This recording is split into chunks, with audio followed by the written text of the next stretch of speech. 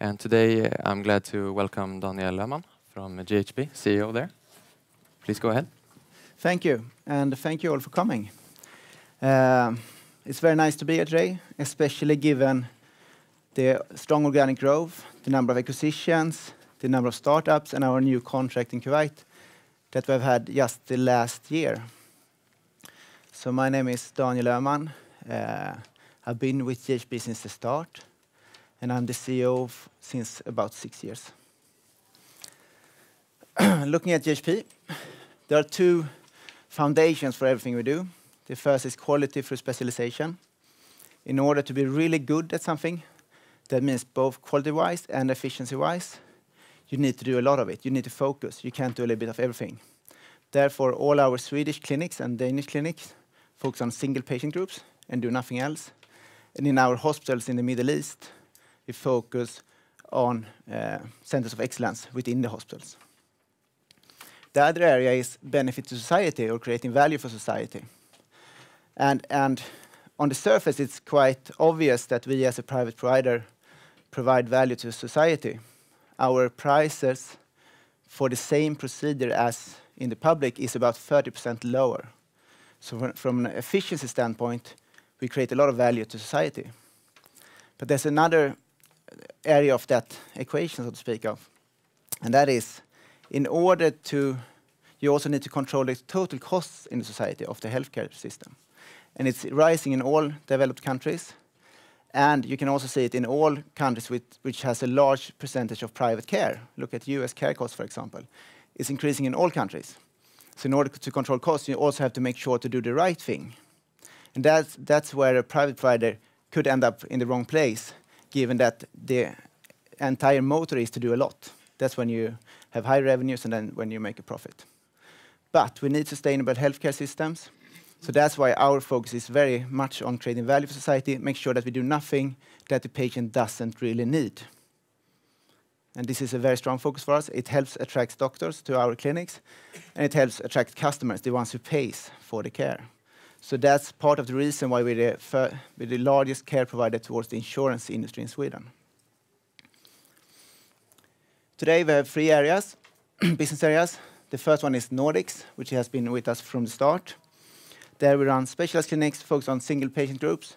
We are only located in the major cities. The reason being that in order to really focus, in order to really drive quality, you need volumes. And you cannot be everywhere in Sweden if you want to have high volumes in, for example, orthopedics, spine surgery, or neurology. Then you need to be in the largest cities. And it's better for patients to travel to get good care than that care is spread all over the country. So we're in Stockholm, Gothenburg, Skåne, and Copenhagen. Then we have our international business area, where we export Swedish healthcare knowledge. There's major 2 things. The first being Swedish patient safety standards. In Sweden, we have a lot of focus on always improving, always making sure that we talk about our mistakes. If you don't talk about your mistakes, you cannot improve. And this is where Sweden really stands out internationally. We're very good at always being better and being quite open with our mistakes. As doctors, as nurses and everything, we're not afraid. And that's the other area which we export, it's Swedish leadership. So in order to have this culture of openness that you need in a hospital in order to improve quality, you need to have a leadership which encourage that kind of behavior and do not punish. And that's the problem in many of these countries where you really punish mistakes. If you make mistakes, you're fired. And if you're fired in this part of the world, it means that you're sent home to your home country. So it's really a big thing to be fired in these countries. And if you're fired for making mistakes, you will not talk about any mistakes. And then you will not have a good quality outcome. And we've been able to really show that we have increased the quality outcomes a lot. Meaning many more survivors, for example, among the guest workers in Ajman in United Arab Emirates. Our last business area is vårdsamverkan. And here we really talk about creating value for society. The normal care system where you are reimbursed per procedure or per visit, per surgery and so on, really drives that you do a lot of care. And it's really difficult to invest in preventive care. It's difficult to invest in digital care if it lowers the amount of care consumed, which should be the goal. And it also doesn't focus at all on quality. So within vårdsamverkan, we take care of the entire population for an insurance company. So we say that for this population, we promise that you will have a significant savings the next year. It's guaranteed. We promise you good access to care, timely access to care. We promise good quality outcome and happy patients. That's our promise there. And I will talk a little bit about what it is we do in order to achieve this. This is our finances, since 2017. Here we have rolling 12 turnover. What's really been driving this quite large growth, it's almost all organic, is we've been able to be quite attractive employers, so we can attract doctors and nurses. It's not that difficult for us. We're also working a lot with efficiency, because during this time period, all our prices in the Nordics has been going down or standing still. And salaries are increasing quite rapidly in the healthcare sector in Sweden. So we really have to do more with our resources every day. So this focus on always doing more, always using all our resources to treat as many patients as possible, has led to this increase in turnover. And for example, it's by shortening the amount of stay, it's by really thinking through your schedules, making sure that you use the last seconds of every day, all the time. Because almost all our costs are fixed. We have also signed new contracts in Kuwait during this period. Looking at profit, it comes from the same efficiency work as I just described. Always improving. That's the name of the game, so to speak, as in all sectors. So looking at Nordics, what is it that we do? There are 3 parts to our Nordic clinics. The first one is quality for specialization. So all clinics focus on a single patient group. For example, if you come to Spine Center Stockholm here at Löwenströmska, you will be able to get an advice on what's your problem. You will be able to get physiotherapy if that's what you need. You will be able to get all kinds of surgery if that's what you need. And we will also be able to help you with rehab if we cannot help you with surgery or normal physiotherapy. We can help you with rehab to really learn how to live with your pain, learn how to deal with this in your everyday. So no matter what your problem is, as long as it's not acute, if you have a back problem, we will be able to help you. That means that as a patient, you don't have to jump around between different providers. You know, if you come to one of our clinics, you will be helped. The other part that it gives is that if you have all the tools that you might need, it's have a higher likelihood of getting the right kind of care. And you can also redesign the care chains around the different specialties, which you cannot if you only focus on, for example, surgery, which is quite common in the private sector. So these focus clinics, which do a lot of one thing and nothing else, and get really good at it. The other part we really also want to change, given how the Swedish hospital system works, is to have the staff involved in the everyday. I think that a lot of the problems with the Swedish system today and the large hospitals is that the staff doesn't feel involved in the decisions. They are standing on the side saying, these are the politicians' errors or someone else's problems.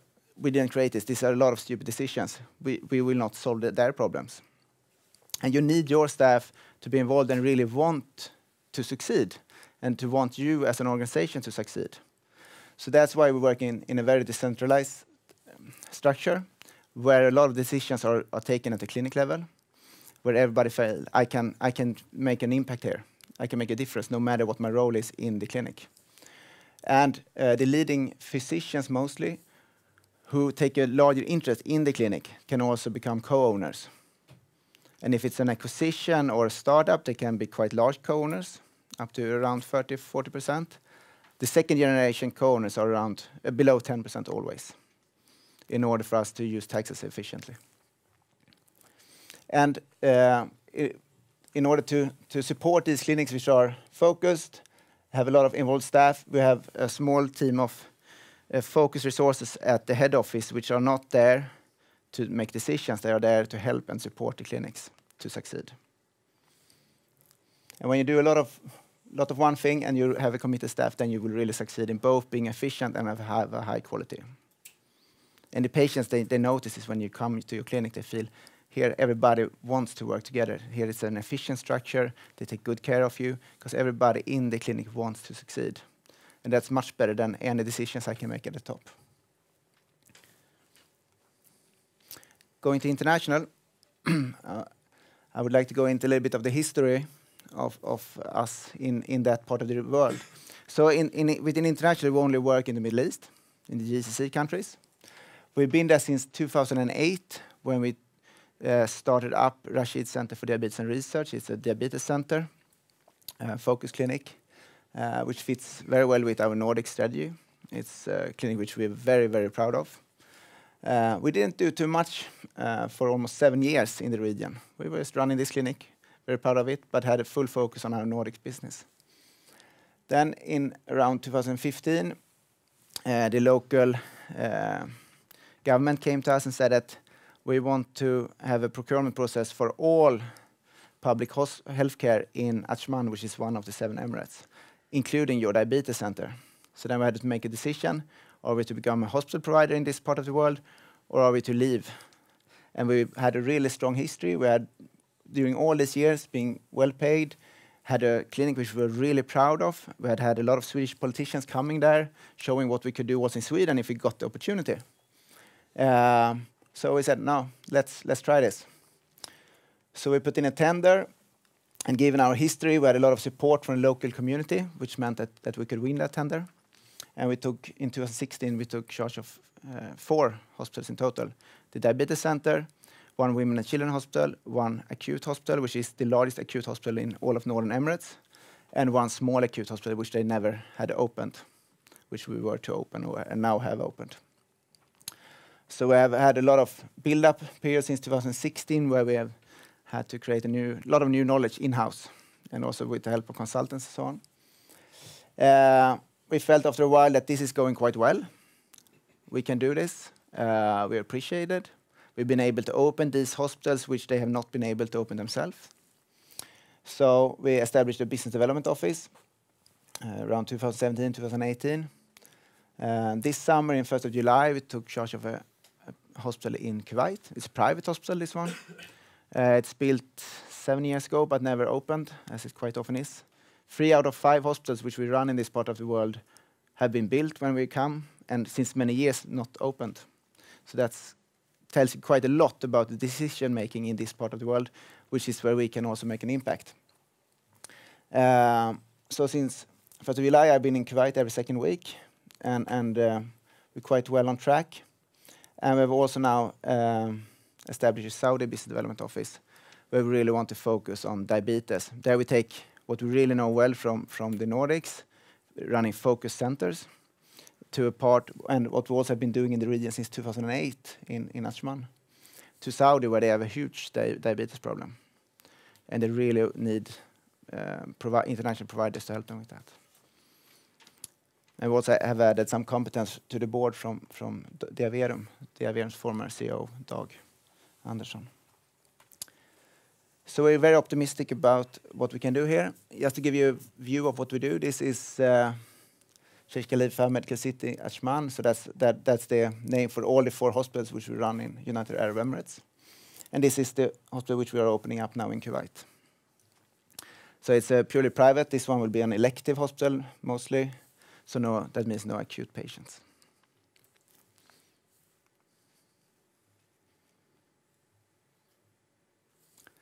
Then we have vårdsamverkan.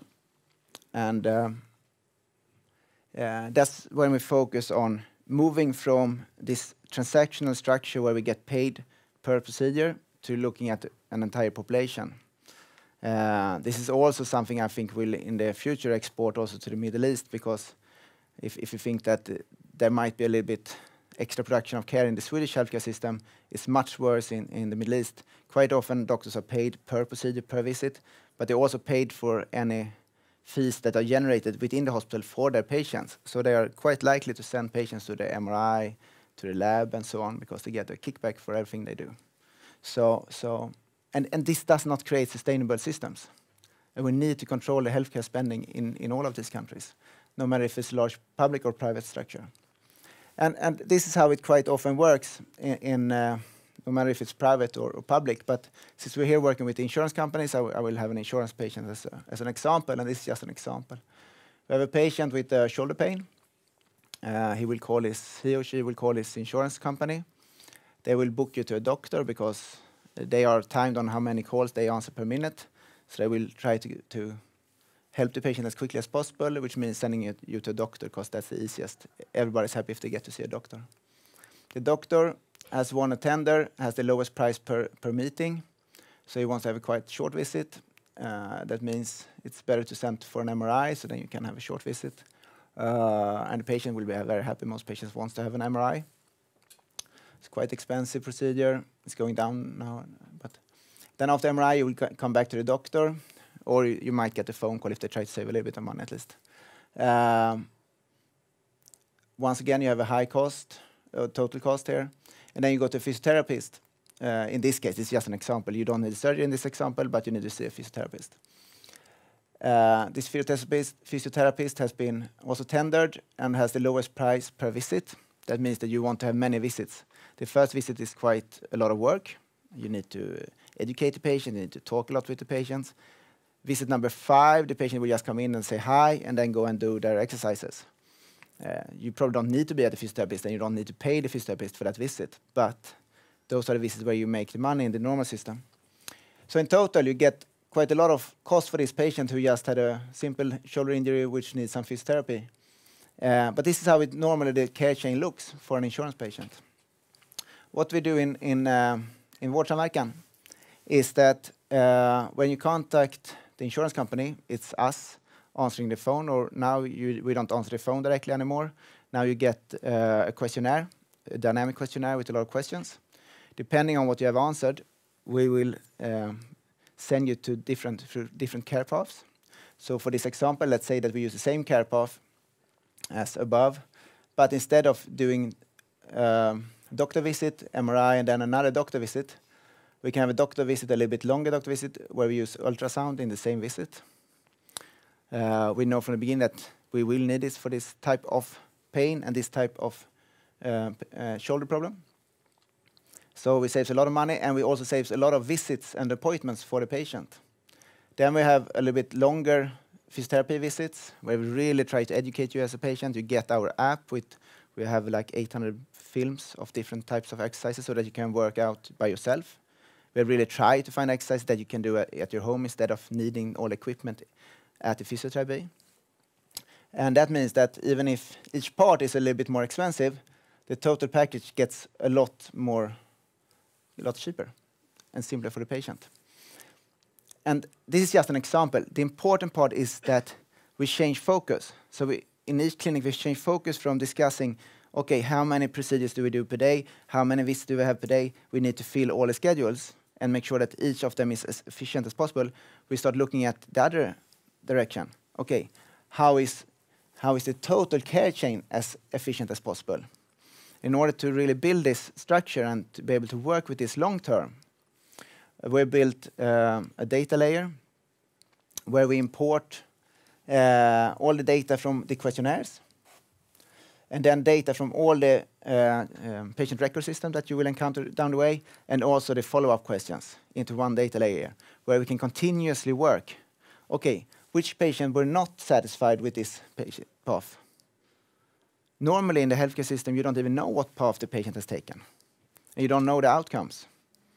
And you don't know what the questions were to start with. You just end up in a maze where every part has been provided by the cheapest provider. So by this way, we can really, really make a lot of savings. And these savings we can save with our customers. So looking forward, we are very positive to all 3 areas. In the Nordics, we have leading clinics. We have excellent results in all the national registries. We have staff that wants to start working with us. We have patients in line. So we continue to build and expand our business in the Nordics through startups, through acquisitions, and growing existing clinics. Within international, we have now 2 contracts, which is a good base for going further, especially into Saudi. And then we have vårdsamverkan, where we have shown that the concept works. We can already now show and promise our customers that we'll save quite a lot of money for them, and that we'll have happy patients and good results.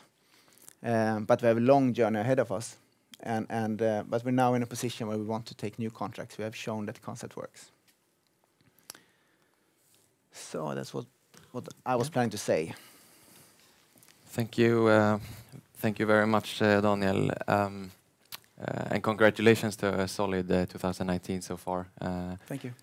Solid organic growth and earnings picking up.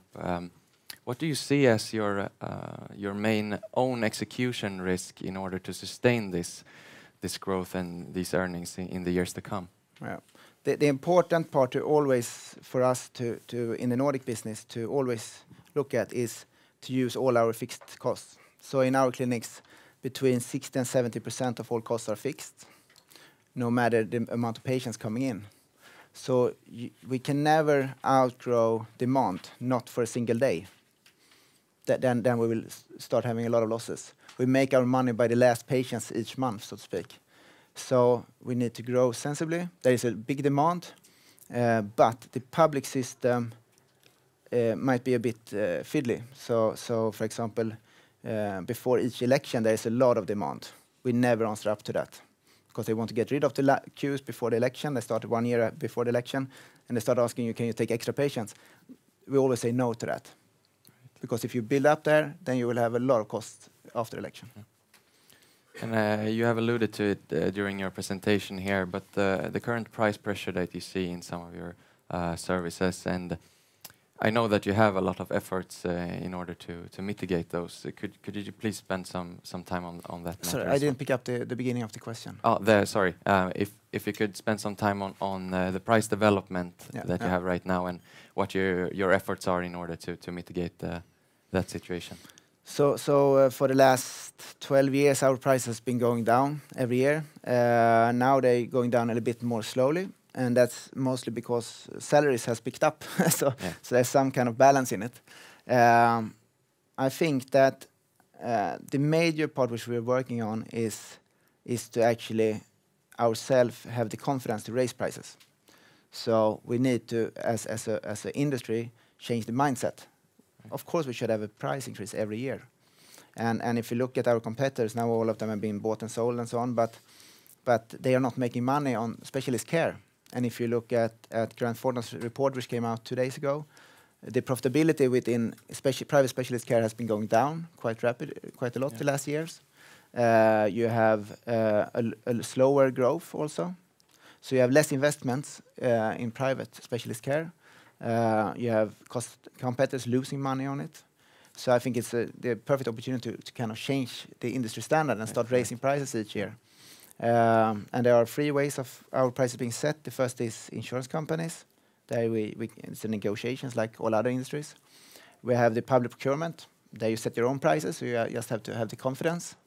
And then you have Vårdval here in Stockholm, which is a bit more tricky because then the politicians and the public system sets your prices.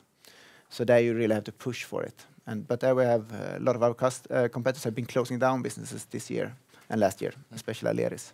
So that helps quite a lot also in that sense. So I think it's going forward in the more of the right direction, and also hopefully salary increases will drop off somewhat.